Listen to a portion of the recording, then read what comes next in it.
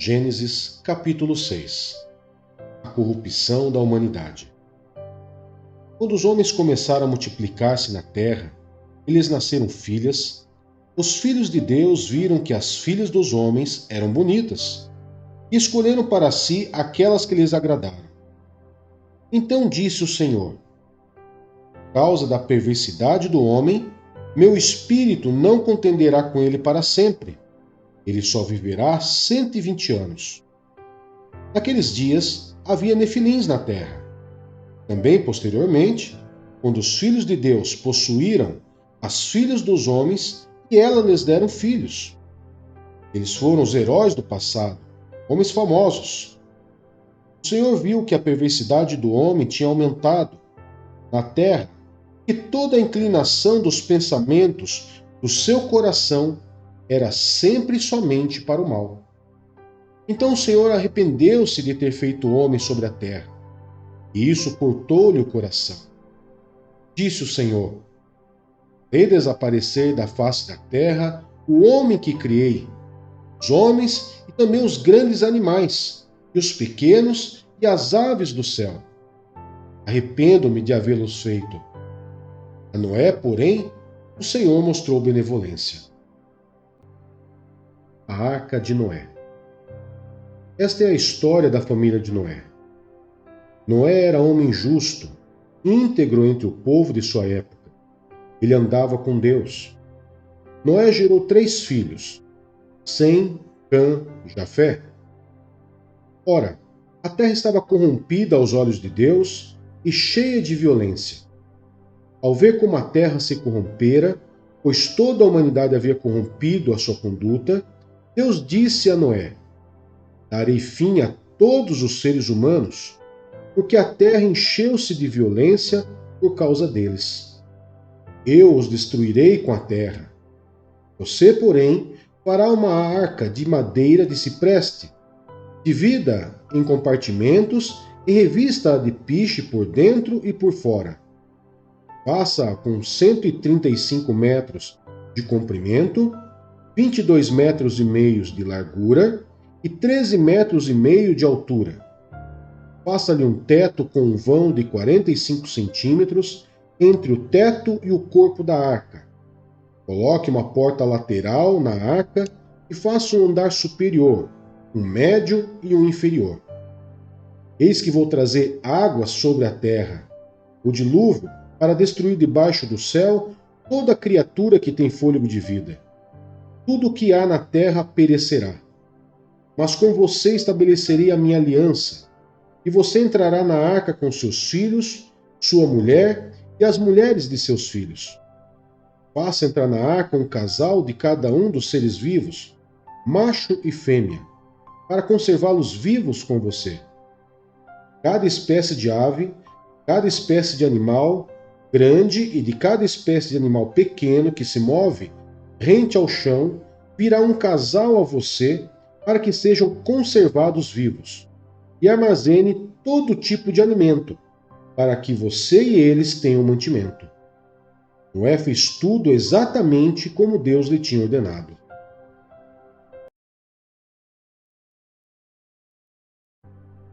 Mateus capítulo 6. A ajuda aos necessitados. Tenham cuidado de não praticar suas obras de justiça diante de outros para serem vistos por eles.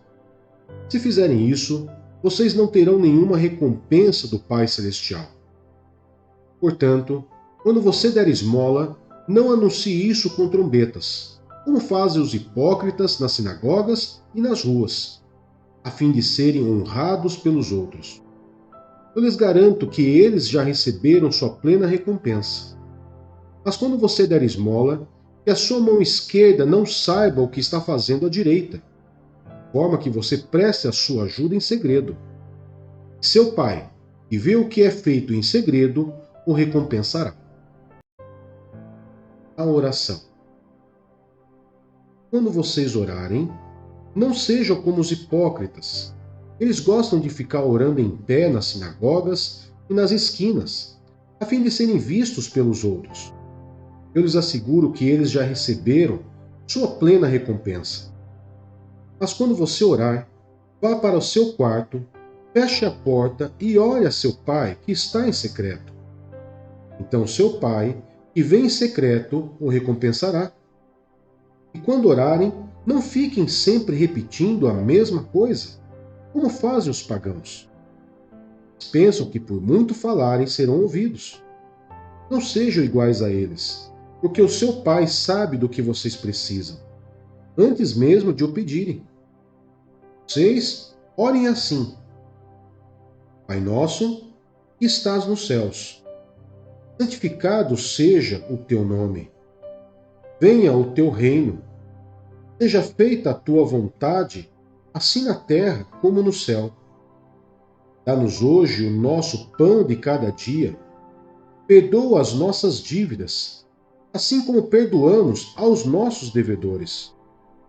Não nos deixeis cair em tentação, mas livra-nos do mal, porque teu é o reino, o poder e a glória para sempre. Amém. Pois se perdoarem as ofensas um dos outros, o Pai Celestial também lhe perdoará. Mas se não perdoares uns aos outros, o Pai Celestial não lhes perdoará as ofensas. O jejum. Quando jejuarem, não mostre uma aparência triste como os hipócritas, pois eles mudam a aparência do rosto, a fim de que os outros vejam que eles estão jejuando. Eu lhes digo verdadeiramente que eles já receberam sua plena recompensa. Ao jejuar, arrume o cabelo e lave o rosto, para que não pareça aos outros que você está jejuando, mas apenas a seu pai, que vem em secreto. Seu pai, que vem em secreto, o recompensará. Os tesouros no céu. Não acumulem para vocês tesouros na terra, onde a traça e a ferrugem destroem, e onde os ladrões arrombam e furtam. Mas acumulem para vocês tesouros nos céus, onde a traça e a ferrugem não destroem, e onde os ladrões não arrombam nem furtam. Pois onde estiver o seu tesouro, aí também estará o seu coração. Os olhos são a candeia do corpo. Se os seus olhos forem bons, todo o seu corpo será cheio de luz. Mas se os seus olhos forem maus, todo o seu corpo será cheio de trevas. Portanto, se a luz que está dentro de você são trevas, que tremendas trevas são! Ninguém pode servir a dois senhores, pois odiará um e amará o outro, ou se dedicará a um e desprezará o outro. Vocês não podem servir a Deus e ao dinheiro. As preocupações da vida. Portanto, eu lhes digo: não se preocupem com a sua própria vida, quanto ao que comer ou beber, nem com o seu próprio corpo quanto ao que vestir. Não é a vida mais importante que a comida, e o corpo mais importante que a roupa? Observe as aves do céu. Não semeiam, nem colhem, nem armazenam em celeiros. Contudo, o Pai Celestial as alimenta. Não têm vocês muito mais valor do que elas? Quem de vocês, por mais que se preocupe, pode acrescentar uma hora que seja à sua vida? Por que vocês se preocupam com roupas? Vejam como crescem os lírios do campo. Eles não trabalham nem tecem. Contudo, eu lhes digo que nem Salomão, em todo o seu esplendor, vestiu-se como um deles. Deus veste assim a erva do campo, que hoje existe e amanhã é lançada ao fogo, não vestirá muito mais a vocês, homens de pequena fé. Portanto, não se preocupem dizendo: o que vamos comer, o que vamos beber, o que vamos vestir? Pois os pagãos é que correm atrás dessas coisas, mas o Pai Celestial sabe que vocês precisam delas. Busque, pois, em primeiro lugar o reino de Deus e a sua justiça, e todas essas coisas lhes serão acrescentadas. Portanto, não se preocupem com o amanhã, pois o amanhã trará suas próprias preocupações. Basta a cada dia o seu próprio mal.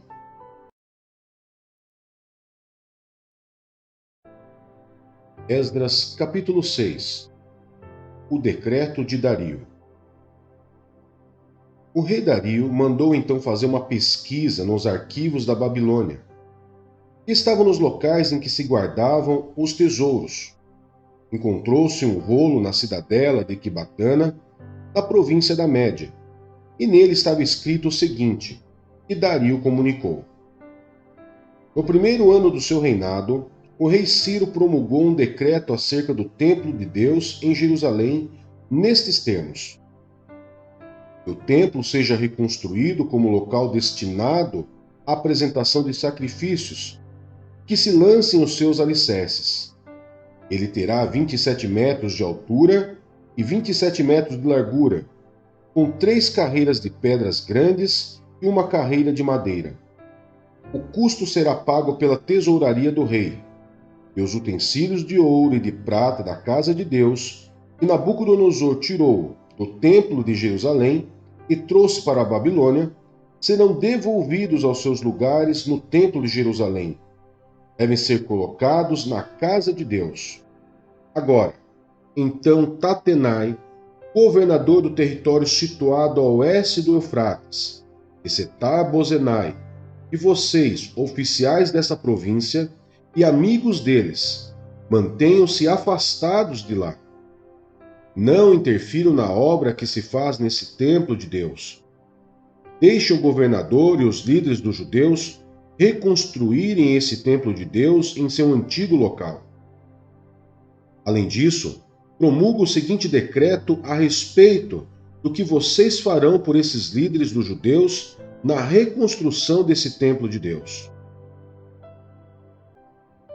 As despesas desses homens serão integralmente pagas pela tesouraria do rei, do tributo recebido do território a oeste do Eufrates, para que a obra não pare, e o que for necessário, novilhos, carneiros, cordeiros para os holocaustos oferecidos ao Deus dos céus, e trigo, sal, vinho e azeite, conforme for solicitado pelo sacerdote em Jerusalém, tudo deverá ser entregue diariamente a eles, sem falta, para que ofereçam sacrifícios agradáveis a Deus, os céus, e orem pelo bem-estar do rei e dos seus filhos. Além disso, determino que se alguém alterar esse decreto, atravesse-lhe o corpo com uma viga tirada da sua casa e deixe-no empalado. Que seja a sua casa transformada num monte de entulho, e que Deus, que fez o seu nome ali habitar, derrube qualquer rei ou povo que estender a mão para mudar este decreto ou para destruir esse templo de Jerusalém. Eu, Dario, o decretei, que seja plenamente executado. A dedicação do templo. Tendo recebido o decreto do rei Dario, Tatenai, governador do território situado a oeste do Eufrates, Setar-Bozenai e os companheiros deles o cumpriram plenamente. Dessa maneira, os líderes dos judeus continuaram a construir e a prosperar, encorajados pela pregação dos profetas Ageu e Zacarias, descendente de Ido. Eles terminaram a reconstrução do templo conforme a ordem do Deus de Israel e os decretos de Ciro, de Dario e de Artaxerxes, rei da Pérsia. O templo foi concluído no 3º dia do mês de Adar, no 6º ano do reinado do rei Dario. Então o povo de Israel, os sacerdotes, os levitas e o restante dos exilados celebraram com alegria a dedicação do templo de Deus. Para a dedicação do templo de Deus, ofereceram 100 touros, 200 carneiros, 400 cordeiros, como oferta pelo pecado de todo Israel, 12 bodes, de acordo com o número das tribos de Israel. E organizaram os sacerdotes em suas divisões e os levitas em seus grupos, para o serviço de Deus em Jerusalém, conforme o que está escrito no livro de Moisés. A celebração da Páscoa. No 14º dia do primeiro mês, os exilados celebraram a Páscoa. Os sacerdotes e os levitas tinham se purificado. Estavam todos cerimonialmente puros.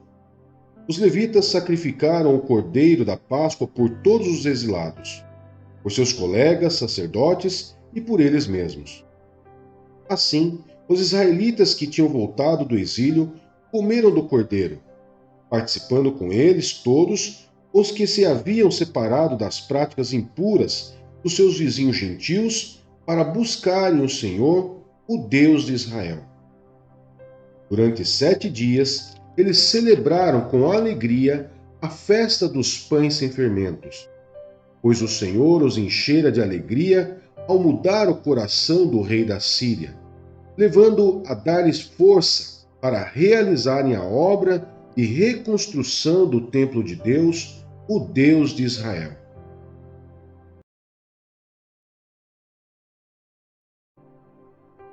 Atos dos Apóstolos, capítulo 6.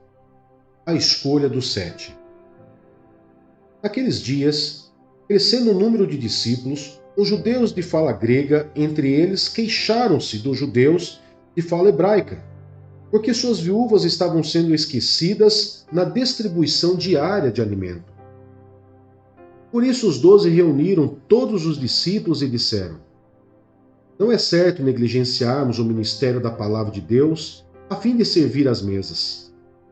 Irmãos, escolham entre vocês 7 homens de bom testemunho, cheios do Espírito e de sabedoria. Passaremos a eles essa tarefa e nos dedicaremos à oração e ao ministério da palavra. Tal proposta agradou a todos. Então escolheram Estevão, homem cheio de fé e do Espírito Santo, além de Filipe, Prócoro, Nicanor, Timon, Pármenas e Nicolau, um convertido ao judaísmo, proveniente de Antioquia. Apresentaram esses homens aos apóstolos, os quais oraram e lhes impuseram as mãos. Assim, a palavra de Deus se espalhava. Crescia rapidamente o número de discípulos em Jerusalém. Também um grande número de sacerdotes obedecia à fé. A prisão de Estevão. Estevão, homem cheio da graça e do poder de Deus, realizava grandes maravilhas e sinais entre o povo. Contudo, levantou-se oposição dos membros da chamada Sinagoga dos Libertos, dos judeus de Cirene e de Alexandria, bem como das províncias da Cilícia e da Ásia. Esses homens começaram a discutir com Estevão, mas não podiam resistir à sabedoria e ao espírito com que ele falava. Então, subornaram alguns homens para dizerem: vimos Estevão falar palavras blasfemas contra Moisés e contra Deus. Com isso agitaram o povo, os líderes religiosos e os mestres da lei. E prendendo Estevão, levaram-no ao sinédrio. E apresentaram falsas testemunhas que diziam: este homem não para de falar contra esse lugar santo e contra a lei. Pois o ouvimos dizer que Jesus, o Nazareno, destruirá este lugar e mudará os costumes que Moisés nos deixou. Olhando para ele, todos os que estavam sentados no sinédrio viram que o seu rosto parecia o rosto de um anjo.